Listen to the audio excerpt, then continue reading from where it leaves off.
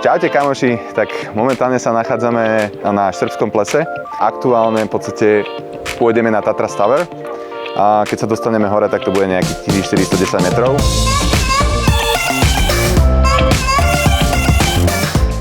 Tak, akurát sme hore, pomaličky sme si to vyšli, takže sme sa trošku aj zahriali v tomto trošku veternejšom počasí. Som tu prvýkrát a tie výhľady sú fakt, že super. Aj som si bol vyskúšať sieť, ktorá je v strede. Trošku som mal strach, lebo ja som taký, že mám rešpekt pred výškami, ale pokiaľ je to takto zábradlie, tak som s tým úplne super. Ako môžete vidieť, tak za nami je solisko. No čo vám poviem, trošku nám fúka, ale vôbec není zima. Pre mňa najväčšia atrakcia, moje vnútorné decko úplne, že kričí od radosti. Idem si vyskúšať tento tobogán, ktorý tu je, tak mi držte palcom. Ježiš, ty kokos!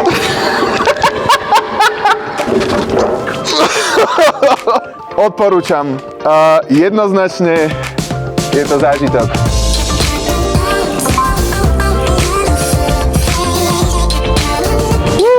Nachádzame sa aktuálne na lanovke, ktorá smeruje na predné solisko a priznám sa, že nikdy som nejako nevyužil takúto možnosť, ale odporúčam ju minimálne tým, ktorí nie sú tak fyzicky zdatní, aby si to vyšlapali sami.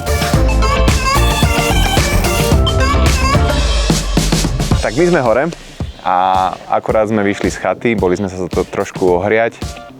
A ako môžete vidieť, to počasie vo Vysokých Tatrách je dosť premenlivé. A keď sme išli hore lanovkou, vyzeralo to, že zmokneme a svieti nám slnko.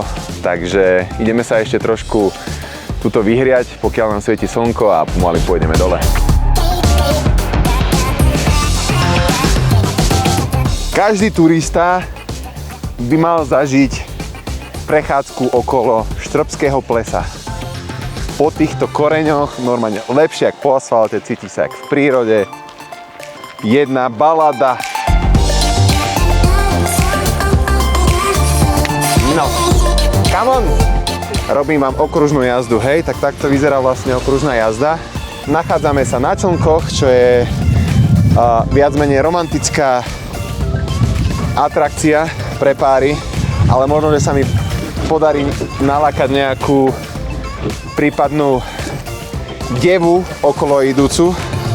Slečná, ja vás veziem. Jak fajn.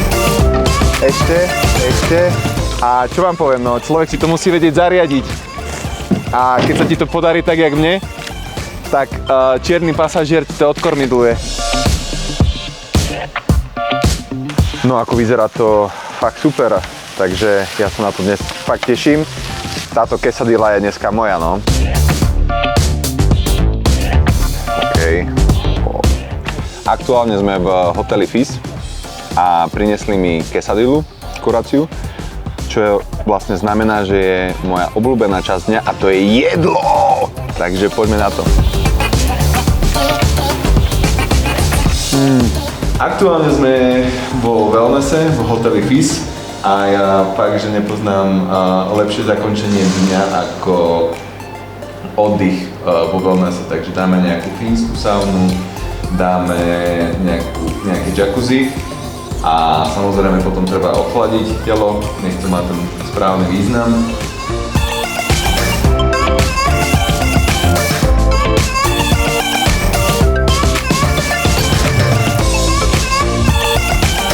A už len proste oddych a užívanie si života.